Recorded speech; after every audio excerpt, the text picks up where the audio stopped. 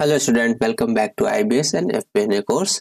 आज का हमारा टॉपिक है रिग्रेशन एनालिसिस। ये बहुत ही इंटरेस्टिंग टॉपिक होने वाला है आपके लिए, तो इसको ध्यान से पढ़िएगा। इसमें बहुत सारे इंपॉर्टेंट चीजें जो आपको प्रेडिक्शन करने वक्त हेल्प करेगा। ठीक है, तो रिग्रेशन एनालिसिस क्या करता है? रिग्रेशन एनालिसिस दो फैक्टर या वेरिएबल के बीच में रिलेशन पता लगाने की कोशिश करता है कि एक के साथ दूसरे का कितना अच्छा और रिलेशन है और बॉन्ड है। एग्जाम्पल के तौर पे अगर आप देखो तो एक मार्केट शेयर है जिसमें मान लीजिए टाटा या रिलायंस का शेयर है। तो आपको क्या लगता है, जब मार्केट शेयर जब बढ़ती है तो क्या टाटा या रिलायंस का शेयर भी साथ के साथ भागता है या नहीं भागता है? तो वो जो रिलेशन है, यानी कि एक वेरिएबल है आपका टोटल एनएससी बीएससी उसका सेंसेक्स को भागना, दूसरी तरफ है आपका कंपनीज का शेयर को भागना। ठीक है, चाहे छोटी कंपनी हो चाहे बड़ी कंपनी हो। अगर ये सिमिलरली भागती है, अगर कंपनी ग्रो करता है तो ये भी इनका भी शेयर भागता है।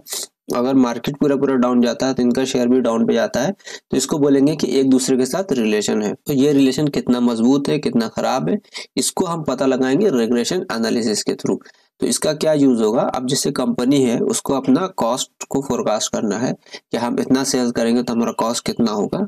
अपने हिस्टोरिकल डेटा, ह्यूज डेटा से आप ये पता लगाओगे। जब रिग्रेशन एनालिसिस करोगे तो आपको वो प्रेडिक्ट करेगा कि आप अगर इतना सेल्स करोगे तो आपको इतना कॉस्ट होगा। ठीक है, उसी तरीके से आपको ये भी प्रेडिक्ट करेगा कि आप पिछले 10 साल से आपका ग्रोथ का ये कंसिस्टेंसी है, चाहे अप हुआ हो चाहे डाउन हुआ हो, सीजनलिटी फैक्टर हो जो भी हो। तो उस बेसिस पे वो प्रेडिक्ट करेगा कि अगले 4 क्वार्टर में आपका क्या सेल्स होने वाला है और क्या क्या क्वार्टरली सेल्स होगा। तो हम अभी रिग्रेशन एनालिसिस में इन सबको सीखेंगे। ठीक है, आइए आगे बढ़ते हैं। ठीक है, तो अब इसका एक फॉर्मल डेफिनेशन समझने की कोशिश करते हैं। ठीक है, तो रिग्रेशन एनालिसिस क्या है? एक स्टैटिकल टेक्निक है जिसका हम इस्तेमाल करते हैं रिलेशनशिप पता करने के लिए। किसका रिलेशनशिप पता करेंगे? डिपेंडेंट एंड वेरिएबल और इंडिपेंडेंट वेरिएबल के बीच में रिलेशनशिप। तो डिपेंडेंट में आपका हो जाएगा सेल्स, इंडिपेंडेंट में आपका हो जाएगा टाइम, या फिर आप अगर मल्टीपल रिलेशन एनालिसिस करेंगे तो उसमें दूसरा फैक्टर भी आएगा, मार्केटिंग का कॉस्ट हो गया, या फिर आपका ऑपरेशन का कॉस्ट है। इस तरह का चीज एक दूसरे से रिलेशन हम पता लगाने की कोशिश कर, या फिर इकोनॉमिक फैक्टर हो गया, इंटरेस्ट रेट हो गया। ठीक है, इन सारे चीज के बीच में हम रिलेशन पता लगाने की कोशिश करते हैं कि इन सारे फैक्टर से इस डिपेंडेंट वेरिएबल को क्या इम्पैक्ट पड़ता है। ठीक है, ये इससे इम्पैक्ट पड़ता है ग्रो करने में या इससे इम्पैक्ट करता है इसको डाउन होने में, या दोनों इसके कम बेसी होने से इसे अप और डाउन होता है। ठीक है, ठीक है, तो वही चीज यहाँ लिखा है। उसके अलावा लिखा है कि ये हेल्प करता है प्रोडिक्शन करने में, तो मैंने अभी डिस्कस किया। ठीक है, और इसका स्ट्रेंथ भी पता चलता है कि हम रिग्रेशन एनालिसिस का जब मॉडल हम आपको जब रिप्रेजेंट करेंगे तो वहां पे दिखाएंगे कि किस किस फैक्टर, किस किस पॉइंट से हम पता लगाने की कोशिश करेंगे कि हमारा जो मॉडल है वो कितना स्ट्रॉन्ग रिलेशनशिप है या नहीं है। ठीक है, तो अब ये आप देखो ग्राफ को, तो एक तरफ इसका टाइम है, ठीक है, और एक तरफ सेल्स है। तो आप देखो कि जैसे जैसे सेल्स इसका बढ़ रहा है, जैसे यहाँ सेल्स बढ़ा है तो इसका टाइम बढ़ रहा है तो सेल भी बढ़ रहा है, टाइम कम होगा तो सेल भी कम हो रहा है। इनिशियली हमने बहुत कम टाइम के लिए काम किया था तो सेल भी कम है। जैसे यहाँ पे ईयर 2 में हम आए हैं तो सेल हमारा बढ़ गया। ठीक है, सेल बढ़ गया। ईयर 4 में हम आ रहे हैं तो भी हमारा सेल बढ़ रहा है। ठीक है, तो इसी तरीके से जैसे जैसे हम टाइम में आगे बढ़ेंगे हमारा सेल्स भी बढ़ेगा, यानी कि टाइम के साथ सेल्स का स्ट्रॉन्ग रिलेशनशिप नजर आ रहा है हमें ये प्लॉट के तौर पे। अगर इसी को हम इस तरीके से लिखेंगे कि सेल्स है हमारा 100 ईयर 1, सेल्स अगेन हमारा 120 ईयर 2, 130 135 55 ईयर 3 ईयर 4। अगर इस तरीके से लिखा जाएगा तो वो भले ही आपको एक कहीं ना कहीं आपको इस तरीके का पैटर्न उसमें नहीं समझ में आएगा। ऐसे देख करके उसको आप विजुअलाइज करेंगे लीनियर रिग्रेशन पे तो वो हमें प्लॉट के पॉइंट ऑफ व्यू से नजर आएगा। ये आपका रिग्रेशन का लाइन भी दिख रहा है इसमें, यहाँ इसके बीच में एक रिलेशन है। ठीक है, ये जो रेड कलर का लाइन दिख रहा है आपको, ये अब आपको लीनियर रिग्रेशन का लाइन है जो ये बताता है कि इन दोनों, इन सब के बीच में जो दूरी है वो कितनी है। ठीक है, यानी कि ये अगर आपका सेल है तो इसका आपका लीनियर रिग्रेशन के लाइन से कितना दूर पे, अगर जितना नजदीक नजदीक में है उतना ज्यादा स्ट्रॉन्ग रिलेशनशिप रिप्रेजेंट कर रहा है। ठीक है, जो दूर में है ये आपको स्ट्रॉन्ग रिलेशनशिप रिप्रेजेंट नहीं कर रहा है। तो इनके वजह से क्या होगा कि आपका जो रिलेशनशिप है थोड़ा सा वीक दिखेगा। अगर ये डेटा में अगर इस तरह का सेल्स नहीं होता, ठीक है, ये सब ये या ये कह लीजिए या ये कह लीजिए, तो अगर इसको हटा देंगे तो आप देखोगे कि ये बहुत ज्यादा सटा हुआ है लाइन से, यानी कि डिफरेंस बहुत कम है, तो ये एक स्ट्रॉन्ग रिलेशनशिप रिप्रेजेंट करना। ठीक है, आगे बढ़ते हम बात कर लेते हैं टाइप ऑफ रिग्रेशन एनालिसिस की। तो इसके सिंपली दो टाइप होते हैं, एक तो होगा सिंपल लीनियर रिग्रेशन जिसमें आपका एक तरफ सेल्स है तो दूसरी तरफ टाइम है, या फिर आप दूसरी तरफ मार्केटिंग है का कॉस्ट है। ठीक है, इस तरह का कोई एक फैक्टर है, दो वेरिएबल है, यानी कि एक डिपेंडेंट है और एक इंडिपेंडेंट है। ठीक है, तो उस मॉडल को कहेंगे हम सिंपल लीनियर रिग्रेशन। ठीक है, वही अगर यहाँ पर डिपेंडेंट वेरिएबल तो एक ही रहेगा हमेशा, कि इंडिपेंडेंट वेरिएबल जो है मल्टीपल हो जाएगा। ठीक है, मोर देन वन, वो 10 भी हो सकता है, 20 भी हो सकता है, जितने भी हो सकते हैं, तो उससे उसको बोलेंगे मल्टीपल लीनियर रिग्रेशन। तो ये दो तरह के इसके रिग्रेशन होते हैं। आइए हम इसको एक्सेल में सीखने की कोशिश करते हैं। तो आइए अब हम इसको देखते हैं कि हम किस तरीके से प्रेडिक्ट कर सकते हैं। हम पिछले डेटा का ही सैंपल लिया है, लेकिन वो डे वाइज था। ये जो डेटा है आपका फोरकास्टिंग में, ये डे वाइज था, हमने इसको अभी क्वार्टर वाइज में कर दिया है। ठीक है, ये एक दिन का डेटा है, ये दूसरे दिन का डेटा है, लेकिन हम उसको क्वार्टर में लेकर के यहाँ पे कर रहे हैं ताकि आपको दूसरा डेटा ना मिले, सेम डेटा से हम आगे बढ़ सके। ठीक है, तो एक साल का ये टोटल सेल दिख रहा है आपको। ठीक है, और ये quarter 1, quarter 2, quarter 3 and quarter 4। तो हम पहले क्वार्टर में अगर है हम तो उसको 1 लिखेंगे, बाकी सारे क्वार्टर को 0 लिखेंगे। ठीक है, इस तरीके से ये आपका डेटा निकलेगा। ये हम इसलिए करते हैं ताकि आपका, जब हम सीजनलिटी फैक्टर को कंसीडर करना चाहते हैं तो हम डेटा को इस तरीके से रिप्रेजेंट करेंगे, पीरियड को हम डिवाइड करेंगे, तो ही पता चलेगा कि किस क्वार्टर में कितना सेल है। जैसे आप क्वार्टर 3 में देखोगे कि सेल कम है। ठीक है, उसके बाद आप देखो अगेन क्वार्टर 7 में, यानी कि थर्ड क्वार्टर में अगेन सेल जो है कम है। ठीक है, फिर अगेन आप देखो तीसरे साल के थर्ड क्वार्टर में सेल कम हो रहा है। ठीक है, मैंने इसको उसी तरीके से डिजाइन किया है। ठीक है, 10% कम करके दिखा रहा हूँ मैं। तो ये हम अगर सेल हमारा किसी एक सीजन में कम होता है तो क्या उसका इम्पैक्ट पड़ता है या नहीं पड़ता है, वही हम यहाँ पे कैच करने की कोशिश करते हैं। तो अगर मैं इसके बेस पे मान के चलिए मैं बनाता हूँ ये,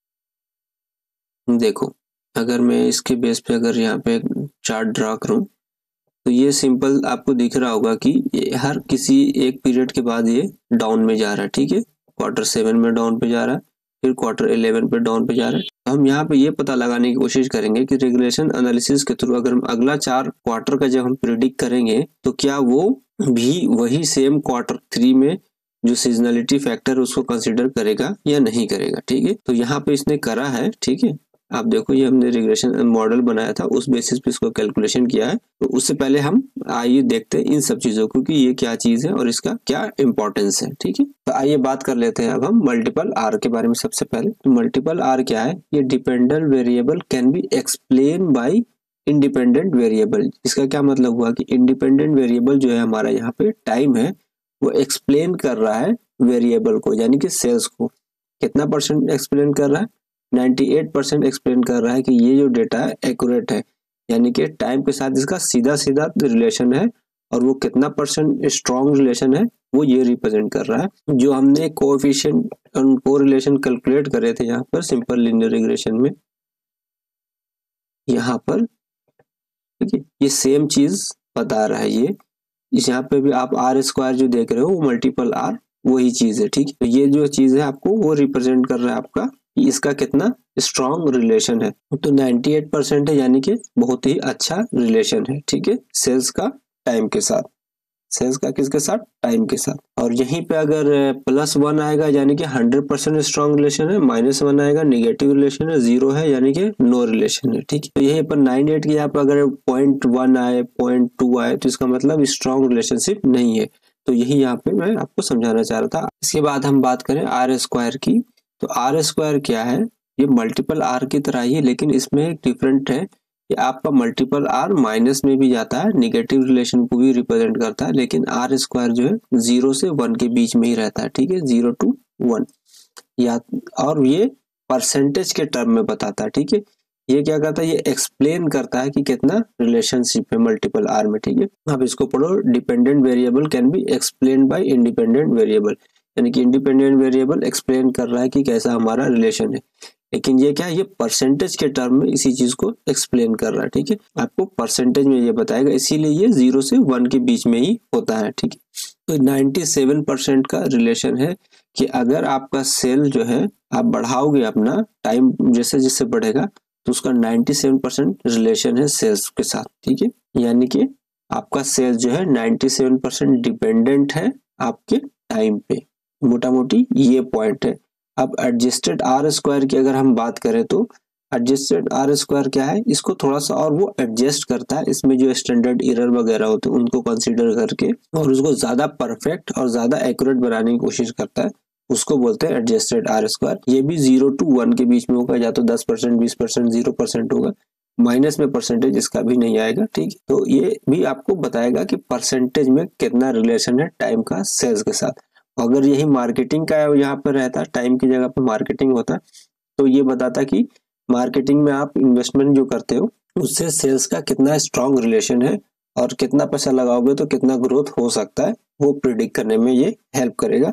और ये आपको एक रिलेशन देगा, एक अंडरस्टैंडिंग देगा कि हाँ, हम मार्केटिंग में इन्वेस्ट करेंगे तो हमारे सेल पे इम्पैक्ट पड़ेगा या नहीं पड़ेगा, ठीक है। ठीक है, आइए उसके बाद हम बात करते हैं इंटरसेप्ट की। स्टैंडर्ड एरर हम बाद में देखेंगे, ठीक है।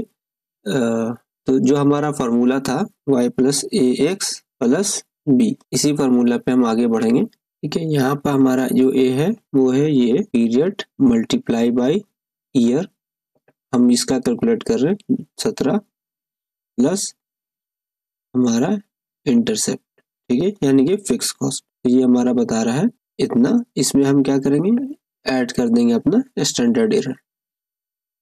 ये माइनस में भी हो सकता है, पॉजिटिव भी हो सकता है, तो ये आपको वही अमाउंट निकल के आ रहा है जो यहाँ पर है। अगर हम इसमें देखिए 595.646, इसको कंसिडर कर लिया 6 में, तो सेम अमाउंट कैलकुलेट होके आ रहा है। तो इसी फार्मूला पे ये कैलकुलेट होता है, ठीक है। यही आपको एक्सप्लेन करना था कि इस फार्मूला पे ही ये आगे कैलकुलेट करके प्रेडिक्ट करता है, ठीक है। इसमें स्टैंडर्ड एरर को कंसीडर कर सकता है। अगर स्टैंडर्ड एरर आपका रिग्रेशन मॉडल में माइनस में भी हो सकता है, प्लस में भी हो सकता है, तो वो जो कैलकुलेट करता है उस बेसिस पे इसमें आता है, ठीक है। इसको आप दूसरे तरीके से भी समझ सकते हो, वेरिएबल कॉस्ट, ठीक है। जब आप एक्सपेंस के साथ जब बनाओगे, यहाँ पर पीरियड की यहाँ पे आपका एक्सपेंस होगा मार्केटिंग वगैरह का, तो आप वहाँ पे आपका मार्केटिंग का कॉस्ट होगा वेरिएबल कॉस्ट, उसको ले लेते हैं इनटू मल्टीप्लाई करेंगे आप एक्स के साथ, ठीक है, यानी कि इसके साथ आप मल्टीप्लाई करोगे इसको, ठीक है, प्लस बी। तो ठीक है, अब हम आगे बढ़ते हैं, इसमें देखते हैं ये जो आपका एरर दिख रहा है ये पूरे मॉडल का है, और ये इंटरसेप्ट में भी आपको स्टैंडर्ड एरर देख रहा होगा। तो ये इंटरसेप्ट जो आपका आ रहा है 496, इसमें एरर हो सकता है 4.55 रुपीज का या डॉलर का, जो भी बोलिए। तो ये बता रहा है कि ये इसमें डिफरेंसेस हो सकता है इतने का। उसी तरीके से इन सब के भी जो आपका वैल्यू निकल के आ रहा है उसमें डिफरेंसेस हो सकते हैं, वो एरर जो हो सकते हैं वो इतने अमाउंट के हो सकते हैं, वो ये बता रहा है, ठीक है। उसके बाद हम टी स्टेट की बात करें तो टी स्टेट जो है ना हमेशा 2 से ज्यादा होना चाहिए, ठीक है। 2 से ज्यादा है यानी कि वो रिलेशनशिप अच्छा बता रहा है, ठीक है। तो ये इसका मतलब है। तो जैसे ही आपको यहाँ पे टी स्टेट 2 से कम दिखे, यानी कि जैसे कि ये है, तो यहाँ पर जो Q3 का जो रिलेशन है वो खराब बता रहा है। आप देखोगे कि टी में क्या है 10% वैसे भी मार्केट डाउन पे हम हमेशा कैलकुलेट कर रहे हैं, ठीक है। उसी हिसाब से ये भी आपको टी स्टेट बता रहा है कि इसका रिलेशन अच्छा नहीं है। तो उसी पॉइंट ऑफ व्यू से आप देखोगे कि आपका Q4 में भी जो है बहुत ज्यादा सेल्स नहीं बढ़ेगा। आप देखो कि यहाँ पर देखो Q4 भी जो है आपका बहुत ज्यादा ग्रोथ पे नहीं है, क्योंकि ये 90%, ऑब्वियसली ये 90% है इसका, और ये उसका फिर प्लस मैंने ऐड कर रखा है अपने लास्ट सेल के क्वार्टर से। तो ये ग्रोथ तो हो रहा है, लेकिन फिर भी जिस परसेंटेज से यहाँ पे ग्रो हो रहा है उस परसेंटेज से इसको और ज्यादा ग्रो होना चाहिए था, ठीक है। उतना ग्रो नहीं हुआ, इसीलिए इसको आप देखोगे टी स्टेट में कम आ रहा है, ठीक है। तो मोटा मोटी ये था। तो बेसिकली ये है कि आप अगर मोटा मोटी ये समझो कि अगर 2 से ज्यादा टी स्टेट दिखा रहा है तो वो एक अच्छा है और वो हेल्दी रिलेशनशिप को रिप्रेजेंट करता है। और जो इसका पी वैल्यू है वो सिंपली 0.1 होना चाहिए, ठीक है, 0.1 के करीब होना चाहिए और उससे ज्यादा नहीं होना चाहिए। इसमें आपको उससे ज्यादा है यानी कि ये अच्छा नहीं बता रहा है, इसको बता रहा है कि ये रिलेशन खराब है, ठीक है। ये लोअर एंड अपर का पॉइंट ये है कि आपका जो है सेल वो आपका इतना भी हो सकता है और इतना भी हो सकता है, ठीक है। यानी कि लोअर में जाएगा तो इतना होगा और अपर में जाएगा तो इतना तक सेल होगा इंटरसेप्ट के पॉइंट ऑफ व्यू से। बाकी इन सबको कंसीडर की नहीं कर रहा है वो, सिर्फ ये इसके लाइन की बात कर रहा है, ठीक है। तो उसके बाद हम स्टैंडर्ड एरर का एक और यूज है वो मैं आपको बता रहा हूँ, क्योंकि ये रिलेशन इसका बहुत अच्छा है। अब यहाँ पर हम इसमें ऐड करेंगे इस स्टैंडर्ड एरर को, ठीक है। तो हमारा मैक्सिमम अगर जाएगा तो सेल इतना जा सकता है, और वो मिनिमम बताएगा तो इसमें हम इसको माइनस करेंगे, ठीक है। तो ये हो गया हमारा रेंज, 591 से लेकर के 600 के बीच में हमारा रेंज होगा सेल्स का, ठीक है। अब देखो हमारा उसी के बीच में है, उससे ना ज्यादा है ना कम है, ठीक है। अगर आप उसको यहाँ पर देखोगे, मैं दूसरा मल्टीपल रिग्रेशन का एक पॉइंट लिया है, यहाँ पे स्टैंडर्ड एरर जो है काफी बड़ा अमाउंट दिख रहा है, ठीक है। तो यहाँ पर अगर आप कैलकुलेट करते हो, जैसे कि ये कैलकुलेट किया हुआ है, ठीक है, हम इसमें देख लेते हैं कि हमारा रेंज क्या हो रहा है। इसमें अगर हम ऐड करते हैं इसको तो हमारा 35,000 तक सेल जा सकता है, और अगर लोअर पॉइंट ऑफ व्यू से देखें तो हमारा सेल कितना जा सकता है, यानी कि 3,000 तक भी सेल हो जा सकता है, यानी कि 3,000 से लेकर के 3500, इवन माइनस में भी जा सकता है, क्योंकि ये मैथमेटिकली कैलकुलेट कर सकता है, ये कॉमन सेंस यूज नहीं करता, ठीक है। तो इसलिए इसका ये एक बोल सकते हैं ड्रॉप डाउन है। तो ये रेंज दे रहा है आपको 4,000 से लेकर के 35-36,000 तक के बीच में आपका सेल होगा, ठीक है, इस मॉडल के पॉइंट ऑफ व्यू से। एक पॉइंट था जो आपको एक्सप्लेन करना था। फॉर्मूला जो आपका है सेम फॉर्मूला लगाएंगे, उसमें हम ऐड करेंगे स्टैंडर्ड एरर को, ठीक है। एक बार ऐड करेंगे प्लस में और एक बार माइनस करके देखेंगे, तो वो आपका रेंज निकल के आ जाएगा यहाँ पे कि आपका सेल्स का रेंज क्या होगा। ये बताएगा आपका 591 से लेकर के 600 के बीच में आपका सेल्स होगा। तो ये क्या बता रहा है आपको, ये एक रेंज बता रहा है कि आपका सेल्स कितना से कितना होने वाला है। उसी तरीके से आगे का भी आप कैलकुलेट कर लोगे। हम आगे बढ़ते हैं इसमें। तो आपको याद होगा कि मैंने यहाँ पे आपको इसका आपको एक चार्ट बना के दिखाया था। अब हम इसमें रिग्रेशन के बेसिस पे जो हमने फोरकास्टिंग किया है, ठीक है, इसको फोरकास्टिंग को जो हमने कैलकुलेट करा है उस बेसिस पे हमारा चार्ट बन रहा है, जो क्या वो सीजनलिटी फैक्टर को कंसीडर करता है नहीं करता है, वो हम देखने की कोशिश करेंगे। तो ये देखिए आप पीरियड 20 यानी कि इस पीरियड की बात कर रहा है, ठीक है। 20, 19, 18, 17 में आप देखो ये आपको जो आपका ये लाइन था उसी तरीके का लाइन इसने भी यहाँ पे पैटर्न बनाया है, यानी कि Q3 में सेल आपका जो ड्रॉप डाउन होता है, तो ये रिग्रेशन मॉडल जो है आपको वो प्रिडिक्ट करके बता रहा है कि हाँ आपका Q3 जो होता है वो आपका प्रिडिक्शन है कम होता है। तो यहाँ भी इसने उसी तरीके से किया है, ठीक है। अब इसको हम कैलकुलेशन कैसे करते हैं वो देखते हैं, ठीक है। तो सबसे पहले हम करेंगे इक्वल, पहले हम ले लेते हैं फिक्स कॉस्ट, इंटरसेप्ट आप बोलो इसको, प्लस हम क्या करेंगे लेंगे पीरियड, पीरियड है हमारा 17, इसको मल्टीप्लाई कर देंगे आपके कोफिशिएंट पीरियड से, फिर प्लस करेंगे हम, ठीक है। अगेन हम लेंगे Q1 को मल्टीप्लाई करेंगे, Q को मल्टीप्लाई करेंगे आपको Q1 से, फिर प्लस करेंगे हम Q2 को मल्टीप्लाई करेंगे हम इससे, फिर प्लस करेंगे, फिर Q3 को मल्टीप्लाई करेंगे आपके 0 से, फिर प्लस करेंगे, फिर मल्टीप्लाई करेंगे हम Q4 से। तो इसमें हम जब सीजनलिटी फैक्टर जब आप करोगे तो आपको ऐसे ही कैलकुलेट करना पड़ेगा। यही एक मेथड है जिसके थ्रू हम कैलकुलेट कर सकते हैं। अगर आप सीजनलिटी फैक्टर को प्रिडिक्ट किए बिना आप सीधा सीधा एनुअल बजट बना रहे हो 5 साल का, तो वहां पे आपको इस तरीके से क्वार्टर को कंसीडर करने की जरूरत नहीं है। आप सिंपली आप कैलकुलेट कर सकते हो बिना क्वार्टर को कंसीडर किए हुए, जैसे मैंने इधर फोरकास्टिंग में किया था आपको, ठीक है। सिंपल लीनियर रिग्रेशन में मैंने जैसे यहाँ पे फोरकास्टिंग दिखाया आपको, उसी तरीके से आप इसको बिना आपको पीरियड, सिर्फ पीरियड देना है आपको और सेल्स देना है, और जब आप रिग्रेशन मॉडल करोगे तो यहाँ पे मॉडल बन के आ जाएगा, उस बेसिस पे आप इसका कैलकुलेट कर लोगे। तो उसका कैलकुलेशन सिंपल होगा, जैसा अभी मैंने यहाँ पे कैलकुलेट किया था कि सिर्फ आपको इंटरसेप्ट लेना है, प्लस करना है आपको, ये आपको पीरियड उठाना है, इसको मल्टीप्लाई कर देना है आपको पीरियड से, ठीक है। और ये वैसे भी ये सारा चीज नहीं होगा जब आप इन सबको नहीं लोगे, सिर्फ आप पीरियड और सेल्स को लोगे, तो ये 2 लाइन आएगा आपका, ठीक है। और इस तरीके से आपका कैलकुलेशन होकर आएगा, ये आपका आ जाएगा आपका पीरियड 17 का सेल्स फोरकास्ट। उसी सेम मेथड से आप यहाँ पे मल्टीप्लाई करके कैलकुलेट करोगे पीरियड 18 का, पीरियड 18 में मैं दिखाता हूँ आपको, ये हो जाएगा प्लस आपको पीरियड को मल्टीप्लाई करना है पीरियड से, ठीक है।